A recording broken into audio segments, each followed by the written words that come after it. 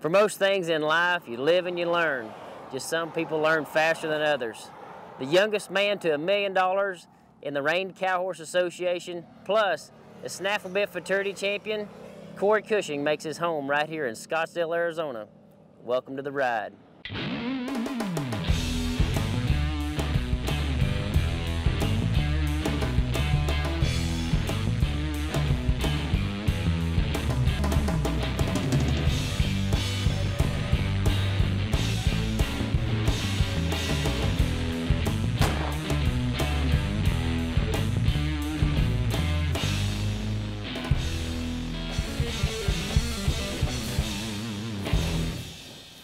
Let's roll.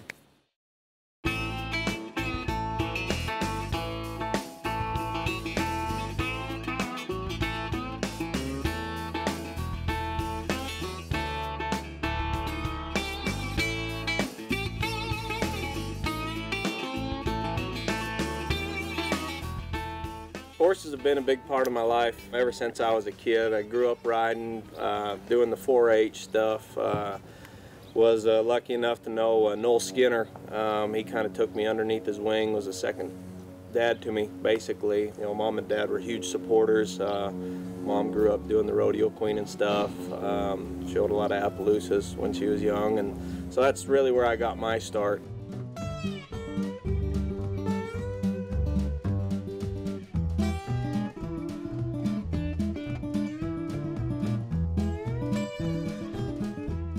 In the beginning, growing up, did a lot of reining. When I got done with high school, I moved down here to Arizona. Along the way, I've been real lucky to work with, you know, Benny Gatrone, Bob Avila. Just got a lot of friends, and that's what's so neat about this is you know, I mean, we're all competing against each other, but yet we're all there to help each other out too. The ranch that I work out of is called Bella Vista Ranch, and it's about 30 to 35 acres. There's 3 different trainers that work out of here, myself, Shad Parkinson, and Brad Barkmeyer. And you know, it's really neat being able to work with those guys, you know, going about different ideas, different ways. What do you think of this? Think that could be better there? I've got about 30 horses in training. Shad and Brad are right close to the same, and you know, we're always, you know, doing different things. We work well together. We got 4 different arenas here, you know, and we're doing something different in each arena. We try to stay out of each other's way, but like I just said, you know, it's nice to have a second set of eyes to, you know, what do you think? What's, you know, could I do something different or better? The major disciplines here is, of course, the reined cow horses, as well as some reining and team roping. Brad does a really great job training a lot of team roping horses, and you know, I try to, you know, stay as best I can in the reined cow horse and the reining. My barn's kind of turned over to more of the reined cow horses right now. However, I've still got a love and passion for the reining, being that's what I grew up doing. Typical day around here starts with, you know, whatever basically I'm getting ready for, whether it be the Snaffle Bit Futurity, you know, just the next quarter horse show, and I try to prioritize, you know, what horses are going and what's about to happen. If we're going to work cattle, I try to work in days of 3. If we're going to, you know, work on the rein in days of 3, and, you know, along with the fence work. Whenever I'm riding a horse, working with one, it's really important to me to make sure that they understand it completely. I don't like going, you know, doing one thing one day, then jumping to something different the next day. Days of 3 consist of introducing them to it the first day, trying to get them to understand it. The second day, they've got a better idea, it's working on it, it's going to get better. And then the last day, they've really got it figured out, and it'd be a good place for them to quit with confidence. We're throwing a lot of different objects at them, and especially in the reined cow horse, where we're doing 3 different events, and I think a person can get carried away trying to do too much, and I mean, a horse can only accept so much training in one day, and I think if a guy takes his time and breaks it down like that, for me, my horses feel like they, you know, enter whatever event with more confidence and trust in me, and as well as I can count on them really understanding what I'm after.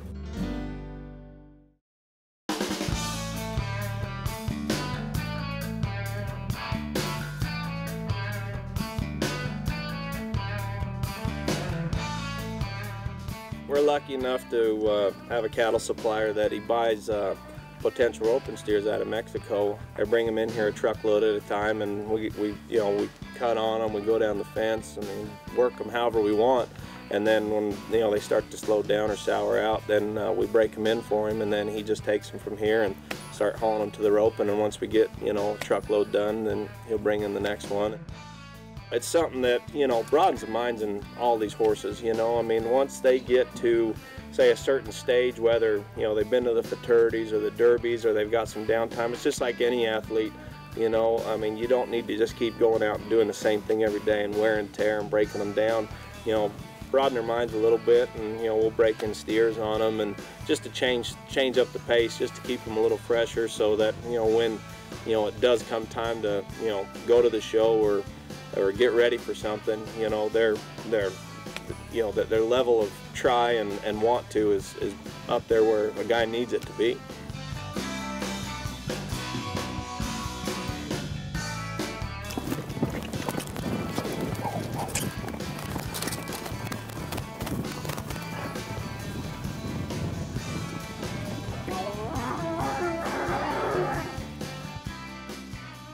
The whole reason for breaking and roping steers is, they're not used to the rope being around their horns, the horn wraps, leaving the box. They want them steers to run hard and run straight, but you almost have got to train them to a point, because it's just like any animal. You rope for the first time or put any kind of headgear on them, they're going to fight it, and they're going to, not know how to respond to it. So we'll put the rope on in the chute, let the steer out, the header will go out there and kind of bring the horse to a walk, and we'll just make that steer go around that head horse, a time or two, and then when it, kind of gets the idea of where he needs to go, then we'll let it go down the arena, and then the healer will come in and heel him. And, we try to put, a couple, 3 or 4 good runs on them and make sure they understand the situation, and that, so they're ready for the main idea, whether it be to a World Series roping or to, a rodeo.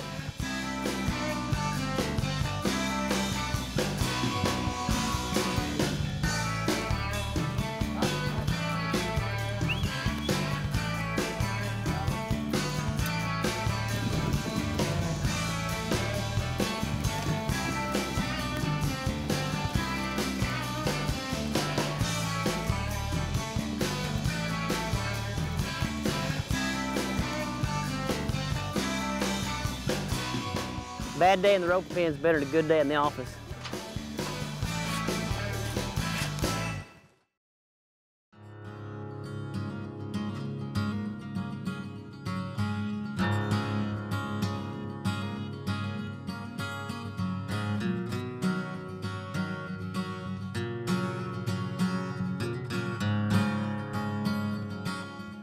I've been real fortunate to have some great horses. One that comes to mind that's probably one of the most special things that I've ever won was the Snaffle Bit Futurity on CD Diamond.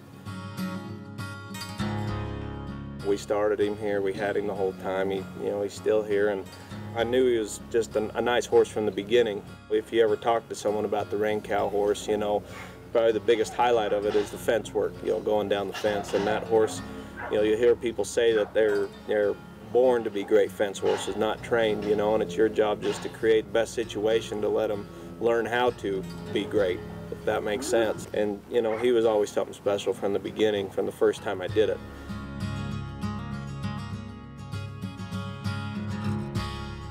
So as I approach this cow right here, I want to make sure I can feel the intent in him that not let that cow get away. And I'm going to encourage him to work right as I'm working it. Going across here, I want to make sure he's straight, not falling in at the cow. I always stop before I turn. These horses get so smart about where they need to be, and staying with that cow. Just every now and then I'll open him up a little bit, so to speak. I may stay behind the cow or not. He knows when that cow turns that he's supposed to turn with him. But I don't. He doesn't need to do that all the time. I need to make sure that I can put him in different places, especially getting ready to go down the fence.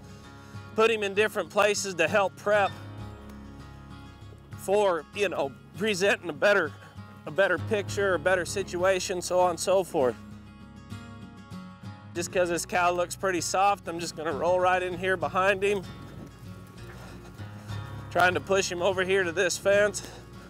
Cow's nice and soft, kind of slow. You know, I know that if I get all this stuff, just like I was talking about with the turnaround, if I get stuff feeling really good at a slower pace and, you know, them confident in what they're doing, when it comes time to adding speed and so on and so forth, you know, it's all gonna take part because they have got such a strong confidence level and, you know, of course, going slow, you know, baby steps. And, you know, this is a great way to work and work your older horses too, that they don't need to go 100 miles an hour every single time. As much fun as it is, and as, you know, when it comes time for show time,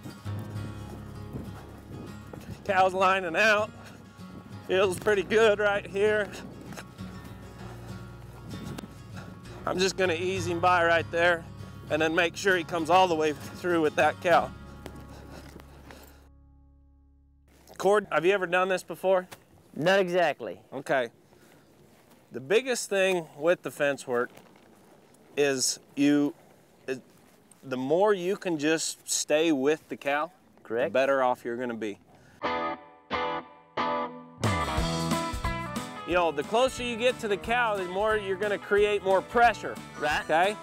As that cow goes to move or start to go, you just start going with him, okay? Okay. Keep your hand real soft and kind of let that horse show you where you need to be, but, you know, don't be afraid to let your hand just follow that cow's head all the time. But don't think you gotta do it for him, okay?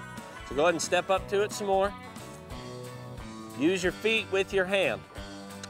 Keep stepping up, keep stepping up, keep stepping up. Step up a little bit closer. There you go. Cow starts trotting, you start trotting. All the way, good. Stop before you turn every time, okay?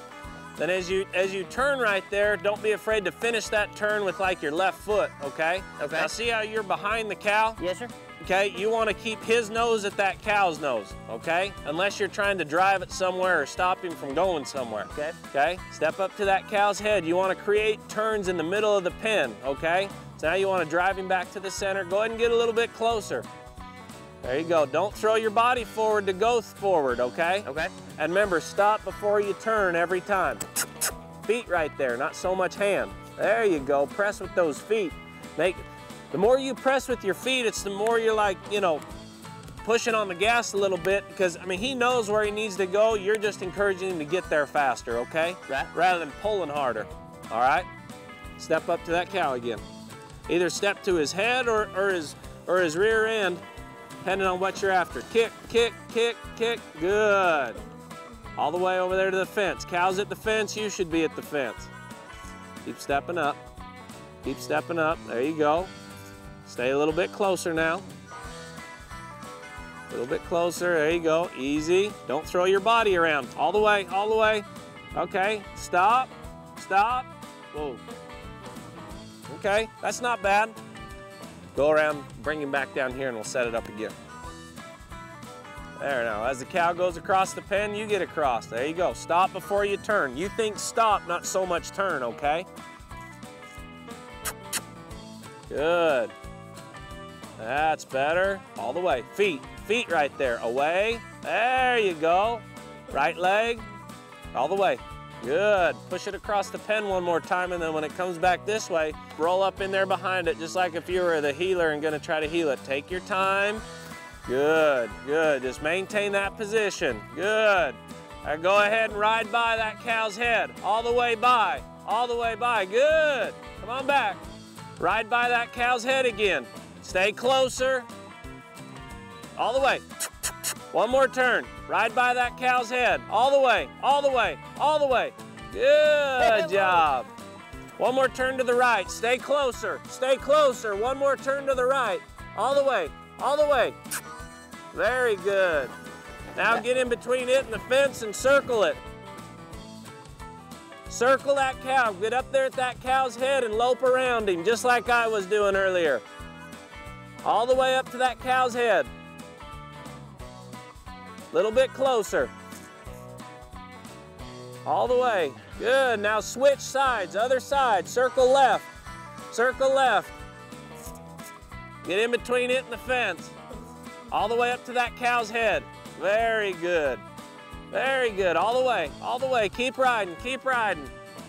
Now stop. Now stop. Now you can throw your hat. Ah, no, man. That's fun stuff, ain't it? Good job. Woo!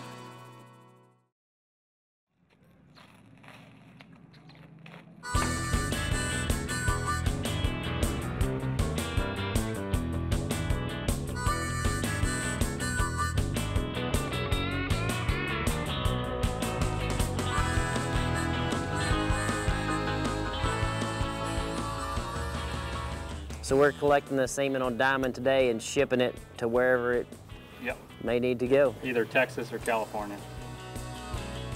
I have the guys take him down there, and he, gets off the trailer and does his deal down there.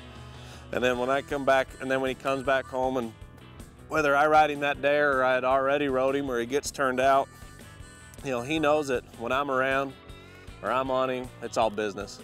And I think as long as I keep it real black and white like that, hopefully he'll last for a long time, but I mean, he's sure taking to it good right now. I mean, he's not once ever offered to nick her or not, pay attention to what's going on, when I am on him. So that's what's really exciting about him right now, is that we can, for all the people that are excited about breeding to him and all the mares that he is breeding, shipping semen or whatever the case may be, he acts a certain way there, but when I come back home, I can, keep him on the regular, whether it be the maintenance schedule or getting prepped for a show, I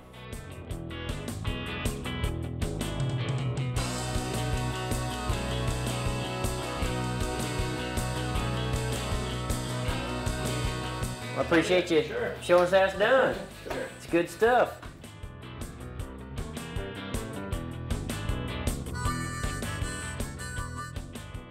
He's like this every day, he knows that, he can act a certain way one place and act a certain way at another, and when I'm on him, it's all business, I mean, that's what I think is real important, and what hoping he'll become a great breeding horse is he can mentally handle it.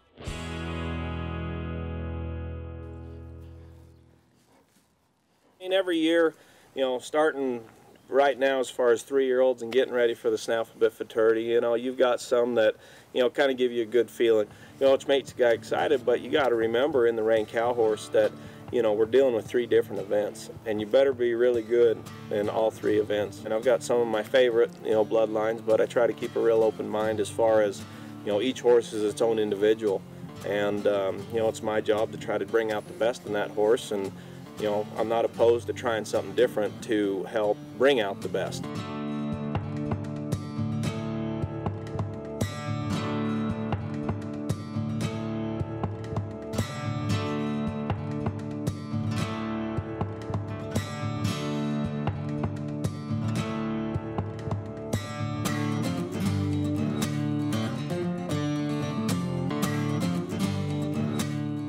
So tell me about this snaffle bit futurity. Like where is it? What's the date? How many horses? Explain the snaffle bit futurity to a hillbilly here. Yeah, the snaffle bit futurity takes place every year. It's right at the end of September. It's held in Reno, Nevada. It's where it's been for, I don't know, the past 10 years, I guess, 10, 12 years. It's for 3-year-old horses. There's anywhere from, 200 to 300 entries. And I mean, some of the best cowboys and cowgirls out there. I mean, bringing some really, really good stock. You got to do the herd work, which is very similar to the cutting, but because this is a reined cow horse event, we're allowed to use our hands, and of course, the better your score is going to be is if, you don't have to do as much and the horse still, stays in control. In the reining portion, it's very similar to the NRHA and the reining fraternities or derbies or any NRHA event. We're going to do basically the same kind of patterns. Keep riding. There you go. Now start coming to the center. You want to get straight. Press with your right leg a little bit. Press with your right. Now release your right. Atta kid. Much better. I feel like I need to tip my hat every time. You know, you want to create the same kind of look in your circles, large, fast circles, small, slow, you know, the spins, and of course, you know, sliding your horse, you know, running and stopping, you know, and, you know, the more you can do it, you know, on a loose rein and your horse does it correctly, you know, the better your score is going to be. And then the last event being the fence work or the cow work. You drive that cow down the fence and you got to make a turn each way, and then you want to bring it to the middle and circle it up and be as, you know, next to and as close to that cow as you can, and, you know, presenting the best picture possible. Since you have won the snaffle bit futurity, I mean, you could kind of spill the beans on like what this horse is compared to the one that you won the snaffle bit futurity at this age. I mean, you know what a champion feels like, so right. That kind of gives you a little bit of credibility to me. Well, I mean, they're both two completely different horses. Being that she is, you know, a mare, and, you know, you kind of got to go about them, for me anyway, a little bit more gingerly. As far as what she's doing talent-wise, all I'm doing right now is I'm just making sure to try to keep building on it the best I can. She's on the right track. I mean, you know, she cuts good, she does the reining pretty good, you know, and I've still got, you know, a lot of stuff I need to work on, and for me, it's a little too early to say, you know, she feels just as good as CD Diamond. I mean, like I said, they're all their own individual, but I've got a real good feeling about her that, you know, she could be one of my top horses this year going there, and, you know, hopefully with a little bit of luck, we can, you know, get something done.